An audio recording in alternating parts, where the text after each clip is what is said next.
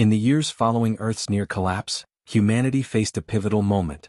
The planet had been battered by environmental disasters, wars, and the fading light of technological progress. Yet, in the darkness, a spark of hope remained. This new age was not to be defined by the weaknesses that had once threatened to unravel the fabric of society. Humanity was poised to rewrite its destiny, and the stars themselves would bear witness. The global coalition had overseen the final stages of Earth's recovery, with technology that once seemed impossible now emerging as a key to salvation.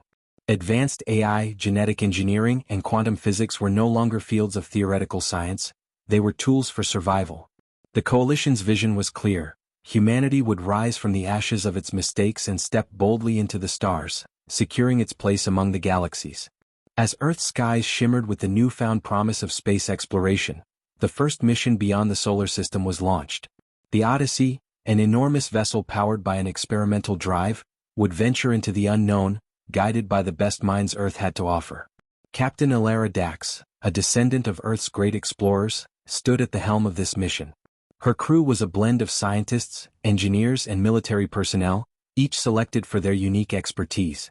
But what the crew didn't know was that Earth's journey into space was not just about exploration. It was a message. A message to the universe, resounding across the cosmos, to declare humanity's resilience and its desire to join the galactic community.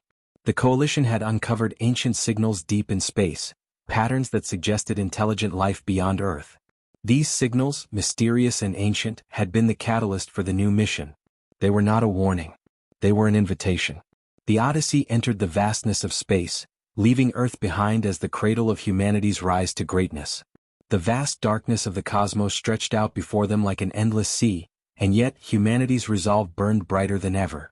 They were no longer alone in their struggle for survival. They had heard the call from the stars and were ready to respond. The ship's AI, a hyper-intelligent system known as Prometheus, monitored the mission, calculating the path and translating the ancient signals that had guided their journey. The crew, led by Alara, was determined to make contact with whoever, or whatever, had sent the message. But as the months turned into years, they encountered a shocking discovery. The signal wasn't a mere call from another civilization.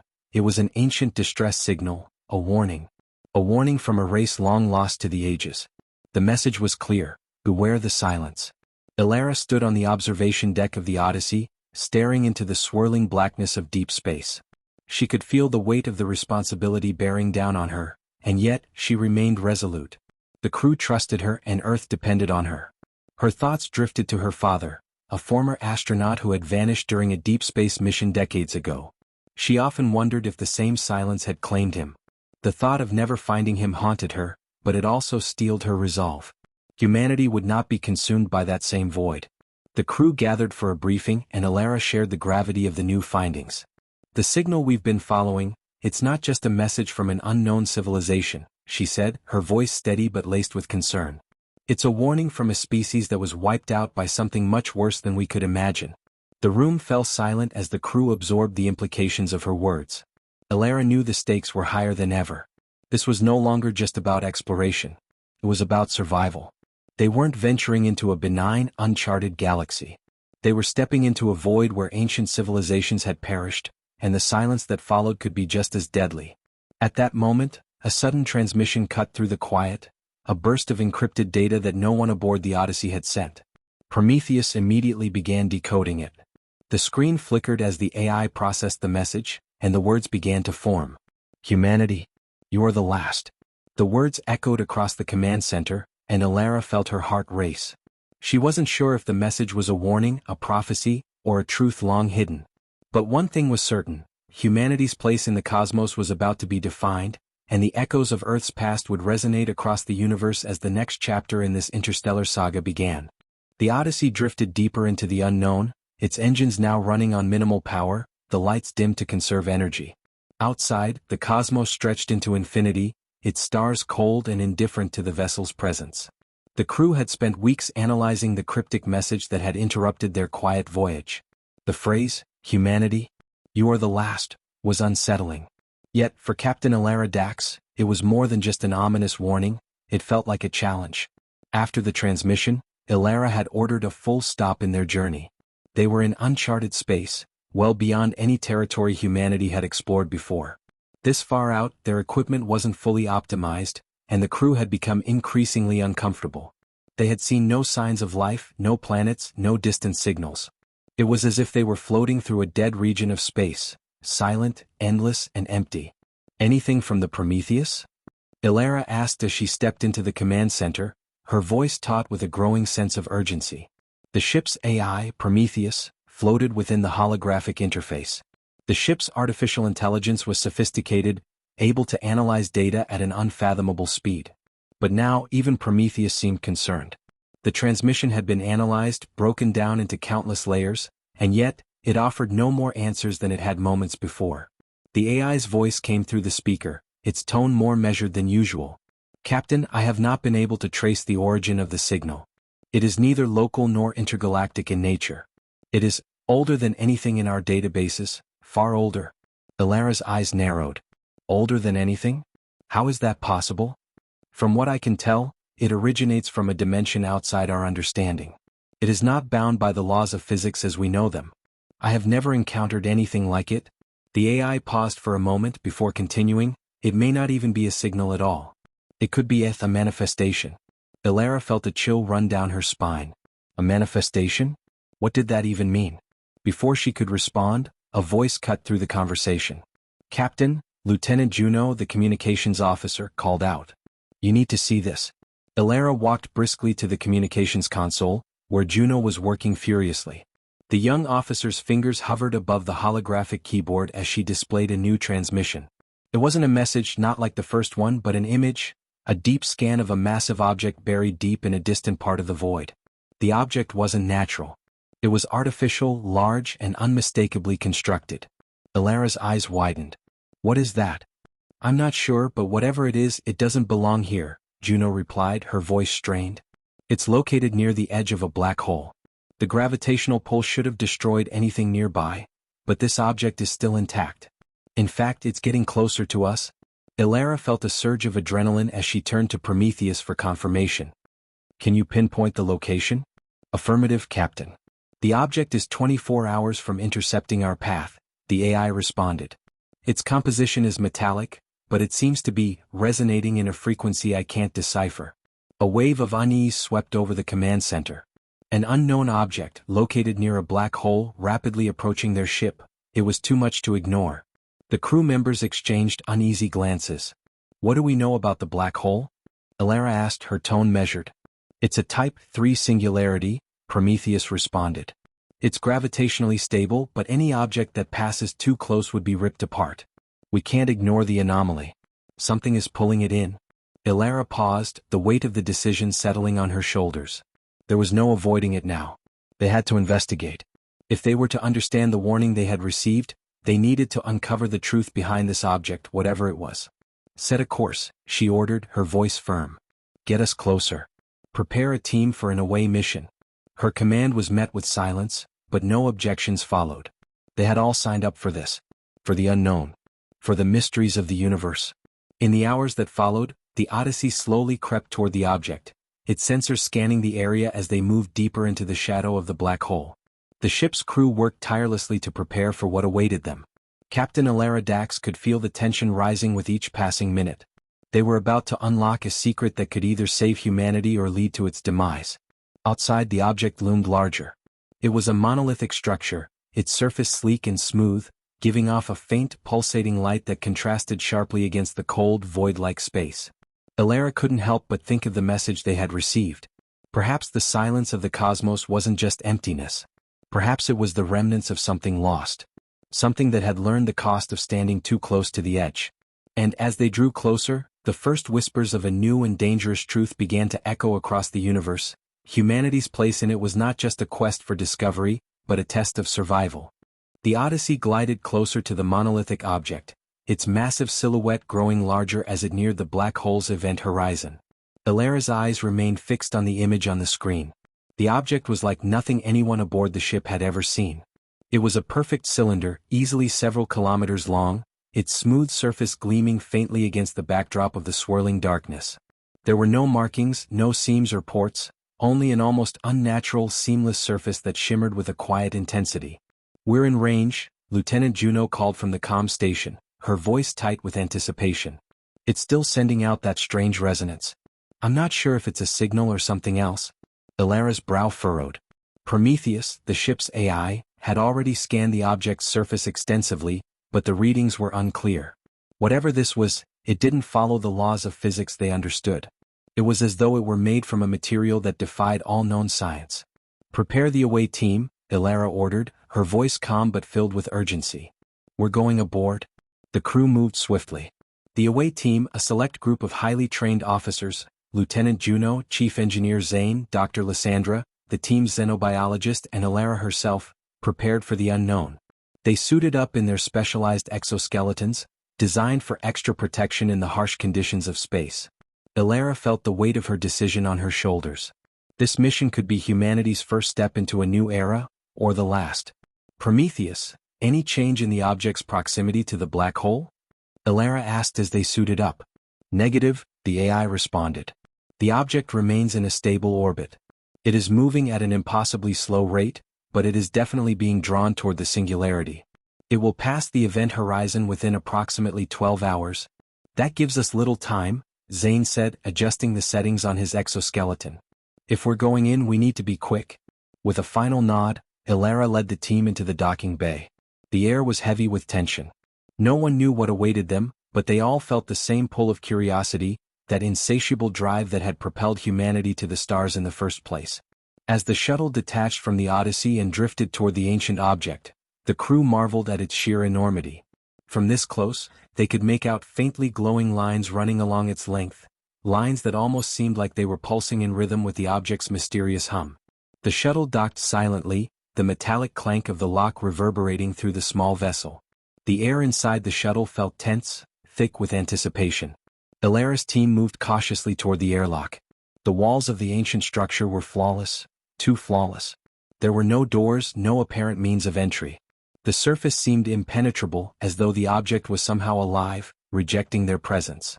"Prometheus, any readings on the interior?" Ilara asked, her voice steady despite the growing unease. "I'm detecting some sort of field inside, Captain," the AI responded. "It's unlike anything I've encountered before. There's a barrier, but it's not energy-based. It seems to be a form of material resistance. I'm unable to penetrate it, so it's not opening for us," Juno muttered, stepping forward with a determined look on her face. "But we need to try something. It has to have a way in." Ilara nodded, her gaze sharp. She had been briefed on the xenobiological analysis by Dr. Lysandra, who had suspected that the object could be a form of automated sentinel, an artifact built by a long-forgotten civilization to guard something within. The fact that it was drawing closer to the black hole suggested that it had been there for an unfathomably long time. This wasn't just a relic, it was a protector. The crew began scanning the object's surface, looking for any possible point of entry. Dr. Lysandra moved methodically, her fingers moving across her data pad, trying to decipher the strange resonating frequencies that pulsed from the object. "Wait," she said suddenly, her voice low with discovery. "There's a pattern. The object's surface is responding to our movements. Look."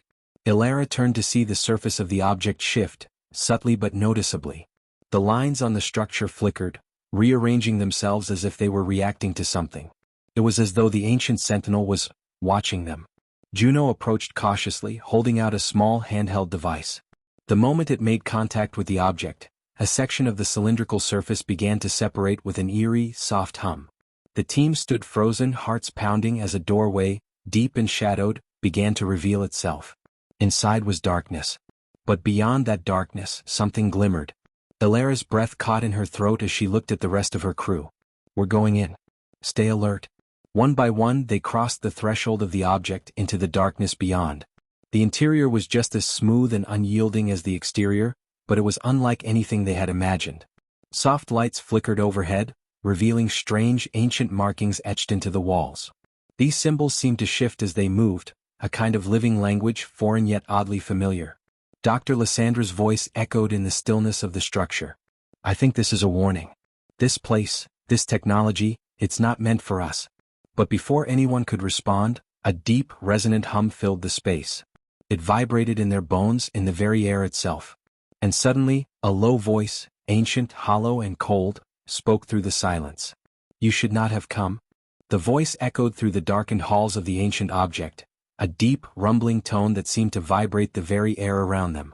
Ilara's heart skipped a beat. It wasn't a voice in the traditional sense. There was no speaker, no source they could locate. It was simply there, reverberating through the walls, through their minds. You should not have come. The words reverberated in their minds like a warning, too familiar, too heavy to ignore. The team instinctively reached for their weapons, but Ilara waved them down. She wasn't sure why, but something told her that aggression here wouldn't solve anything. This place was older than anything humanity had ever encountered. And now it seemed to be waking up.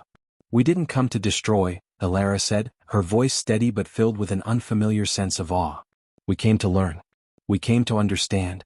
Her words seemed to carry weight in the stillness, though nothing physically changed around them. The deep hum continued, but now, a low tremor began to shake the floors beneath their feet, barely perceptible at first, but growing steadily more intense. I don't think it's talking to us, Dr. Lysandra said, her voice trembling with realization. I think it's reacting. It's reacting to our presence. To the fact that we're here. The walls of the massive chamber around them began to shift, smooth surfaces sliding away like curtains. What was hidden inside became apparent. Vast machinery, pulsating with energy, ancient and yet still functioning. At its center stood what could only be described as a sentinel, a colossal figure, cloaked in shadow, an imposing silhouette that towered over them. Its design was elegant, graceful even, but it was unmistakably constructed for one purpose: to defend. The ground trembled as the figure's eyes, if they could be called eyes, glowed a cold blue. It was not a living being, at least not in the way they understood life. It was a creation built to guard something. But what? The hum grew louder, almost deafening, as the figure's movements became more pronounced. Its massive form seemed to draw energy from the very walls of the structure. Then, with a sudden motion, it spoke again, the voice now more distinct, more direct. You are the last, humanity. You should not have awakened us. Ilara's gaze locked onto the sentinel. There was an eerie intelligence behind its gaze, a cold, calculating awareness. She stepped forward slowly, trying to show that they meant no harm. We're not here to hurt you, she said softly. We're here to understand. We received a message, a warning. From you? The sentinel's head tilted, the motion deliberate, almost curious. Then it spoke again, the words slow and heavy. You are not ready. Ready for what? Ilara asked, her voice edged with impatience. What's here? What do you protect? The figure remained silent for a long moment, as though weighing her words. The hum of energy around them grew more intense. Then, with a suddenness that took them all by surprise, the figure gestured toward the far wall of the chamber. There, embedded in the rock, was something that made Ilara's breath catch in her throat. It wasn't a symbol. It wasn't a relic. It was a map. A map of the stars. But it wasn't the galaxy as humanity knew it. It was something else entirely.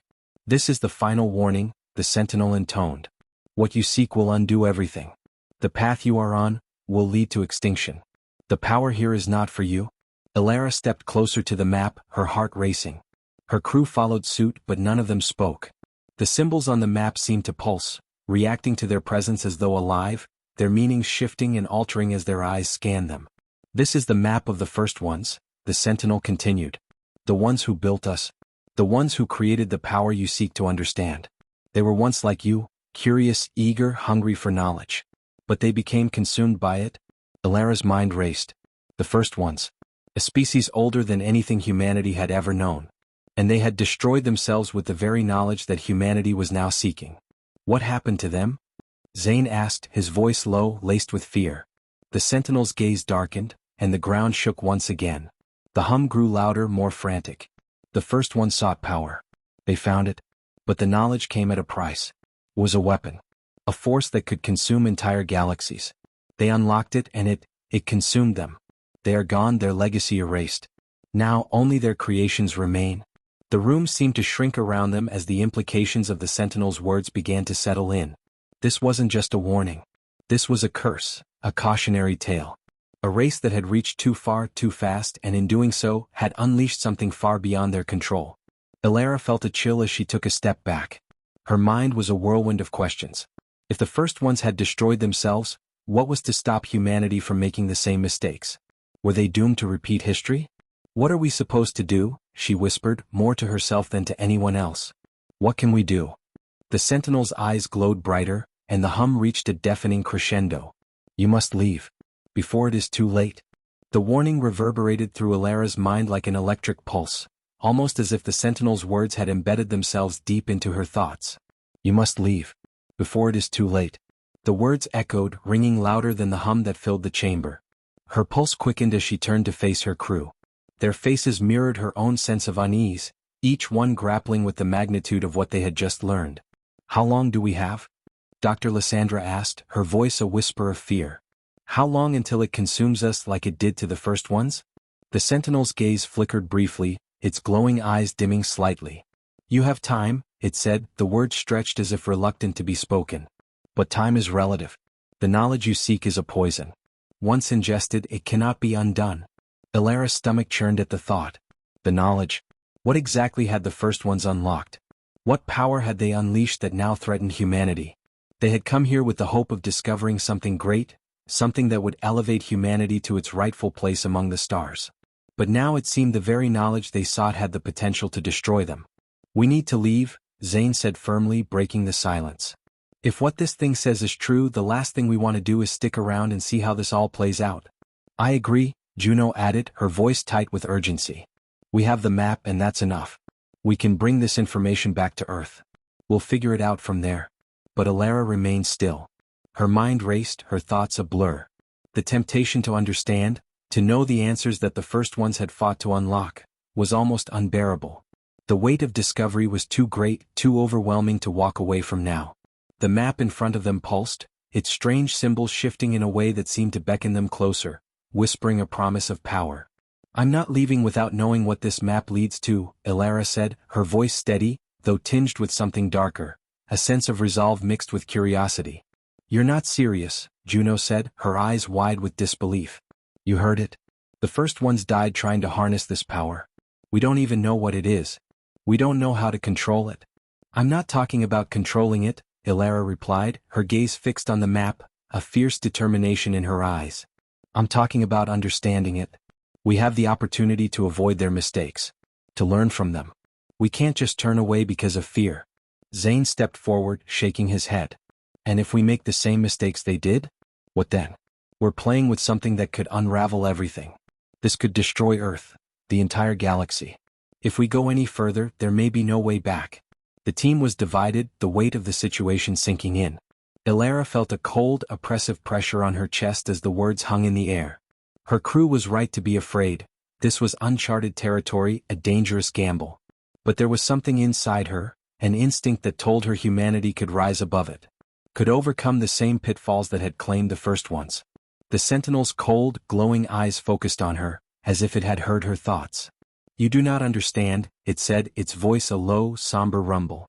The knowledge will consume you. It always does. The first ones were warned, but they sought it anyway. They were undone by their own ambition. Alara's breath caught in her throat as she realized the Sentinel was not just a guardian, it was a witness. It had seen the rise and fall of civilizations, watched as they burned themselves out in the pursuit of knowledge they were not ready for. Its duty was not to protect them from the outside world, but to protect the universe from the knowledge that lay within the ancient object. A shiver ran down Alara's spine as the reality of the situation dawned on her. She wasn't just risking her crew or Earth. She was risking the entire galaxy. Then why did you let us in? Alara asked, her voice barely more than a whisper. If this place is so dangerous, why didn't you stop us? The Sentinel's eyes flickered, its form shifting in the dim light. You had to come. It is the way of all who seek the knowledge. The map has already chosen you. Alara's heart pounded as the pieces began to fall into place. The map had chosen them. The very thing they had thought to be a simple artifact was a beacon, a lure, drawing them toward a destiny they couldn't avoid. But now, as she stood before the Guardian, it was clear. They were part of a larger pattern, a cosmic cycle that had been repeating for eons. This isn't just about us, Alara said, her voice low, filled with revelation. We're not the first to be chosen and we won't be the last. The map, the knowledge, it's a test. A cycle of discovery and destruction. Each civilization that discovers it will try to control it, and fail. The Sentinel nodded, its form flickering as if it had understood her words. You are the last of your kind to be chosen. The knowledge will either be your salvation, or your undoing. Alara turned to her crew. They were waiting for her, and she could see the fear in their eyes, the uncertainty. But there was no turning back now. They had crossed the threshold. There was no way to unlearn what they had already seen. "I don't know what's going to happen," she said, her voice steady but filled with resolve. "But we're not leaving without answers." And with that, she turned back toward the map, her mind set on the path ahead, knowing that the reckoning was already beginning. The air in the chamber felt heavier now, thick with a sense of inevitability. Ilara's gaze remained fixed on the map, her mind swirling with the implications of what lay ahead. The sentinel stood like a silent monument, a watcher whose presence seemed to pulse with ancient authority. It had warned them over and over. But despite the dire warnings, the pull of discovery, the lure of understanding, was too great. Behind her, the crew remained tense, their faces a mix of apprehension and defiance. Ilara knew that, deep down, each one of them was fighting their own internal battle. They were explorers at their core, driven by the same relentless curiosity that had sent humanity to the stars. And now, with the secrets of the first ones within their reach, they stood on the precipice of something far greater than any of them had imagined. "We have to understand what we're dealing with," Ilara said, her voice steady but filled with an urgency she hadn't felt before. "If we leave now, we'll never know what could have been. But if we move forward, we may change everything." Dr. Lysandra spoke up, her voice shaky but determined. "We've already seen the danger. The first ones were destroyed by their own ambition. We're walking a razor's edge. We need to know what we're up against." Zane, ever the pragmatist, shook his head. "And we'll still be walking that razor's edge. Only now we'll be the ones with the power. Or the burden, depending on how you look at it." Ilara turned to face the sentinel once more. "What is the next step?" she asked, her voice sharp, demanding. The sentinel's glowing eyes dimmed slightly, and the room seemed to shift as if the very walls were listening. It finally spoke, its tone laden with both sorrow and inevitability. "The next step is irreversible," it said. "You must decide whether to step forward or to leave. The knowledge you seek is stored here within the core. But it is not a gift. It is a weapon. A force that has the potential to reshape reality itself. Once you unlock it, there is no going back." A deep silence filled the room as Ilara's heart beat faster. The weight of the decision pressed down on her like an anchor, but her resolve remained firm. There was no turning back now. If they could understand the power that had destroyed the first ones, maybe they could prevent history from repeating itself. Maybe humanity could be the ones to master it. Ilara stepped toward the center of the room, where a pedestal of intricate design stood. Atop it was a crystalline structure, pulsating with a low hum that matched the rhythm of the map's glowing symbols. This was it, the heart of the knowledge. "Is this the key?" Ilara asked, her voice barely above a whisper as she placed a hand on the crystal. The sentinel answered, its voice growing softer as though it was speaking not to them, but to something far older. "It is the key to the end. The beginning of the end, and yet, a new beginning. It can unlock power, yes. But at what cost?" Juno took a step forward, her brow furrowed with suspicion. "What are you talking about? How can something so powerful also be the beginning of something else? What is this force?" The sentinel did not respond immediately. Its gaze drifted toward the map again, and for a brief moment, it seemed lost in the vast expanse of the symbols. "The first ones sought immortality," it said at last. "They sought control over time itself. And in doing so they opened a rift, a tear in the fabric of the universe. This power is the force that holds the universe together. It can bend space, time, reality itself. But it is not meant for the living. It was never meant for any of you." Ilara's heart pounded. The map's shifting patterns flickered, and the symbols seemed to dance around her vision, a vortex of light and dark, guiding her thoughts into dangerous territory. "If we take it," Ilara asked, her voice calm despite the storm raging within her, "what happens to humanity? What will happen to us?" The sentinel's form seemed to flicker, its presence darkening, as if it was struggling to convey something too painful to remember. "You will be changed," it said, its voice like the distant echo of a forgotten song. "You will become something else. Something not quite human, not quite what you are now. You will carry the knowledge with you, a heavy burden, and in time you will either transcend, evolving into something greater, or you will fall. Become like the first ones. A race consumed by its own hunger." Ilara's fingers hovered over the crystal as the words sunk in. To unlock the power of the map and the crystal was to risk everything, her crew, her species, the entire galaxy. There was no guarantee they could control it. No guarantee they could prevent the same fate as the first ones. But leaving it behind meant relinquishing the greatest opportunity humanity had ever been given. "Is there a way to contain it?" she asked softly. "A way to wield it without being consumed?" The sentinel's eyes flickered. "There are ways," but they are unknown. The first ones tried and failed. They sought mastery over the Force, but instead, it became their undoing. You may succeed, but at what cost? Ilara turned to her crew, the weight of the decision pressing down on her chest. She could see the fear in their eyes, the uncertainty. But she also saw something else. The same hunger for knowledge that had propelled humanity into the stars. The same hunger that had made them who they were. "We've come this far," Ilara said, her voice steady, her decision made. "We can't turn back now." The crystal pulsed in response, and for the first time, Ilara felt a flicker of warmth, of hope, deep within her. But as her hand reached for the crystal, the ground beneath them trembled violently. The hum of energy surged, louder than ever. The room began to shift, the walls contracting, and the sentinel's form flickered in alarm. "You are too late," it intoned, its voice rising with a deep, ominous warning. "The decision has already been made." The ground trembled beneath them, a low, bone-rattling quake that reverberated through the very walls of the ancient chamber. Ilara's fingers hovered over the pulsating crystal, but as the shaking intensified, she instinctively stepped back. Her crew followed, eyes wide with panic as the room seemed to close in around them. The glowing symbols on the map twisted and warped, swirling like a vortex pulling them toward an unseen center. "The Force is waking," the Sentinel's voice echoed, now distorted, almost as if it too were being overwhelmed by something beyond its control. "You should not have come. The path you are on cannot be reversed." Zane grabbed Ilara's arm, pulling her away from the crystal. His eyes were filled with fear. "We need to get out of here. Now." But Ilara stood frozen, her mind racing. The map, the crystal, the power. It was all becoming too real, too dangerous. If they stayed, they risked unleashing something that could consume everything they had fought to protect. If they left, the knowledge they had come for, the key to everything humanity sought, would slip through their fingers, lost forever. "We don't have a choice," she said, her voice tight. She turned toward the map, watching as the symbols shifted violently, flashing with a bright, blinding light. It was as if the map itself was alive, reacting to their presence with a fury she hadn't anticipated.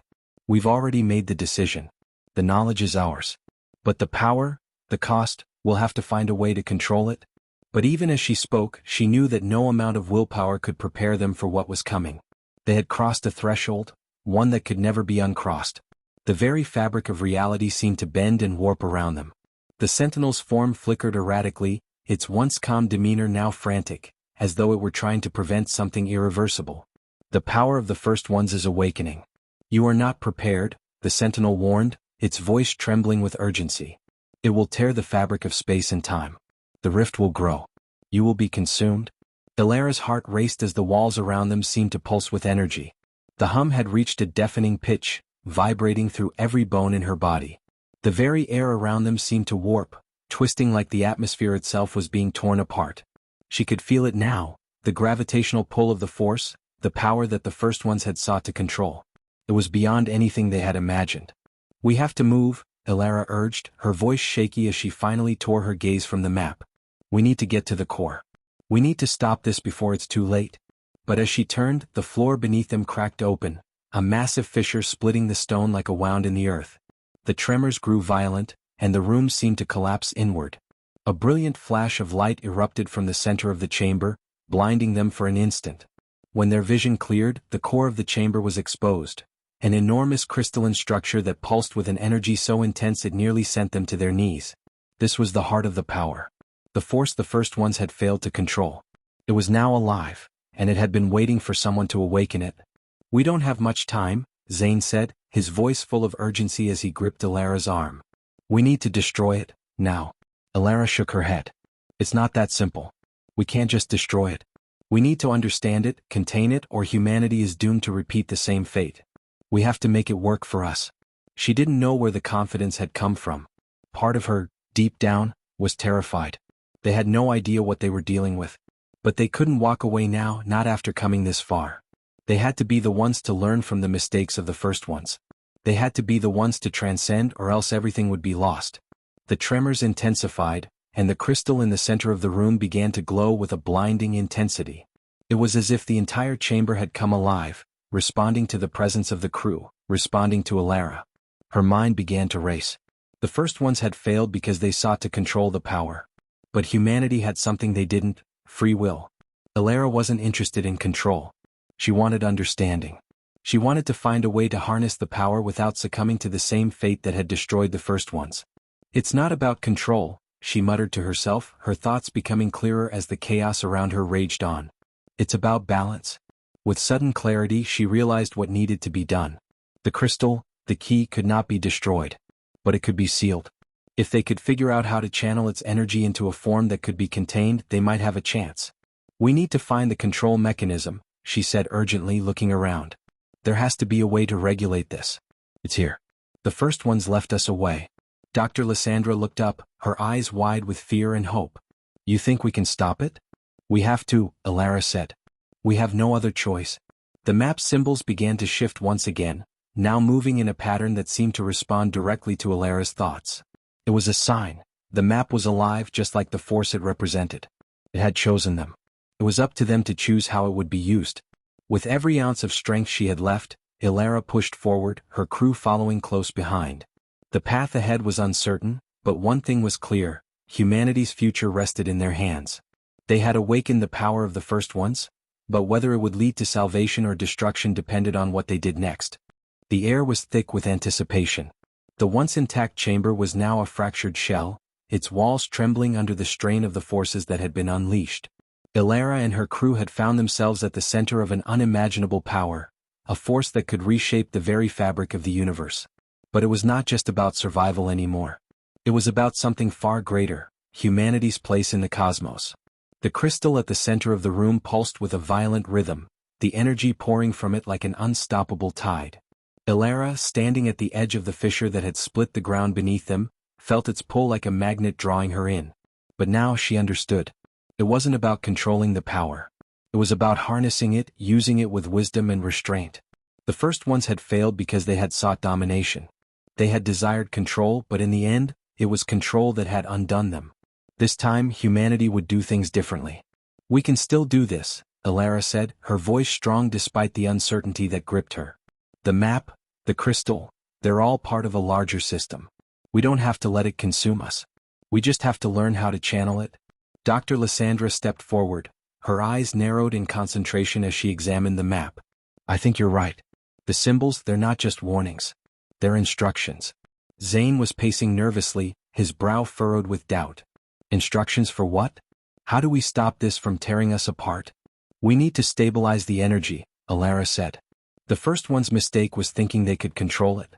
But what if we balance it instead? What if we connect it to something that anchors it? Juno stepped forward, looking skeptical but willing to trust Elara. And what would that be? What could possibly hold this in check? Elara's gaze shifted to the heart of the chamber, where the massive crystalline structure pulsed with raw energy. Anchored. Her mind raced through the possibilities, the ancient warnings, and the map's shifting patterns. And then, like a bolt of lightning, it hit her. The answer had been right in front of her all along.